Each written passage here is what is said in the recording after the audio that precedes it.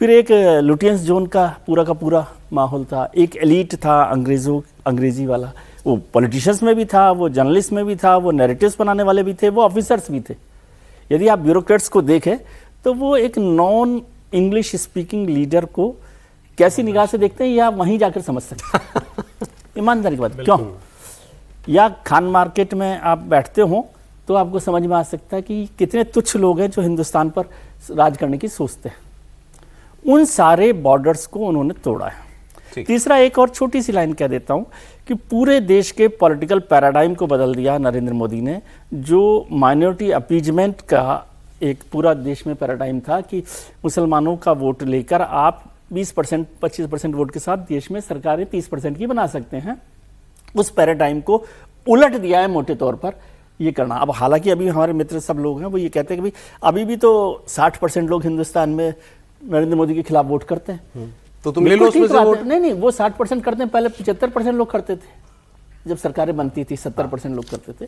तो ये है कि मैं इन बाकी सब चीजें निर्माण होते हैं, योजनाएं बनती हैं, वो बात आपकी बिल्कुल ठीक है। और आपने जो कहा ना कि ये जो फैसले, ये रिस्की योजनाएं थी, इसको मैं एक सेंस में और रिस्की आपने बात की तो मैं सोचने लगा, रिस्क उसमें ऐसा नहीं है कि उन योजनाओं से नरेंद्र मोदी को वोट नहीं मिला। टॉयलेट बनाए तो वोट मिला, बैंक अकाउंट खोले लोगों के खाते में, सीधा डायरेक्ट ट्रांसफर का पैसा गया, घर बनाए, इन सबसे वोट मिला।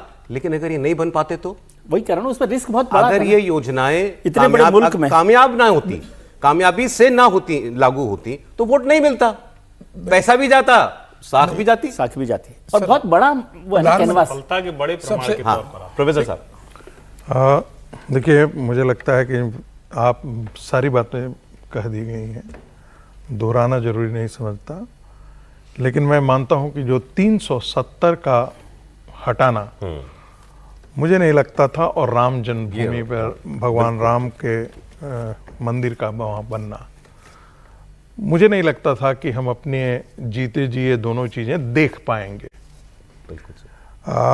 370 का होना का मतलब भारत को जोड़ने में एक जो कमी रह गई थी सरदार पटेल की, उस समय सरदार पटेल जो काम नहीं पूरा कर पाए थे और पंडित नेहरू के हाथों में छोड़ने का पाप भारत भुगत रहा था, रोज भुगत रहा था, रोज अंदर से मर रहा था, उसको नरेंद्र मोदी ने साफ किया। और पूरी दुनिया की ताकतें नजर गड़ाए हुए रखी, पूरी दुनिया की ताकतें चीखती रहीं, इसके बावजूद भी क्या, जिस काम को करने का साहस, मैं फिर कह रहा हूं, मैं अटल बिहारी वाजपेयी जी को कोई ये करने की कोशिश नहीं कर रहा हूं, जिस काम को हाथ में लेने की किसी प्रधानमंत्री ने हिम्मत नहीं दिखाई, उस काम को प्रधानमंत्री नरेंद्र मोदी ने अपने हाथों लिया। और ये देखेंगे तो एक नहीं है, राम मंदिर पर कहेंगे कि कोई कांग्रेस की सरकारें होती तो क्या राम मंदिर हो जाता? बिल्कुल नहीं होता।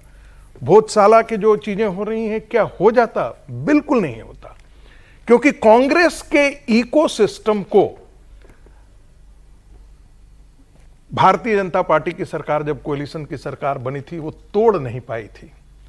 लेकिन नरेंद्र मोदी ने कांग्रेस के उस इकोसिस्टम को बहुत हद तक तोड़ा है। मैं ये नहीं कहूंगा कि वो पूरा का खत्म हो गया है, चाहे वो यूनिवर्सिटी हो, चाहे वो पत्रकारिता हो। हम सब जानते हैं कि हमारा सर्टिफिकेट जो है वो कोई एक टेलीविजन चैनल दिया करता था, 2 टेलीविजन चैनल दिया करता था। हमारा सर्टिफिकेट जो है वो बुद्धिजीवी होने का और सेकुलर होने का प्रमाण पत्र जो होते हैं 1-2 अखबार दिया करते थे। ये सारे मिथक को नरेंद्र मोदी ने तोड़ डाला है।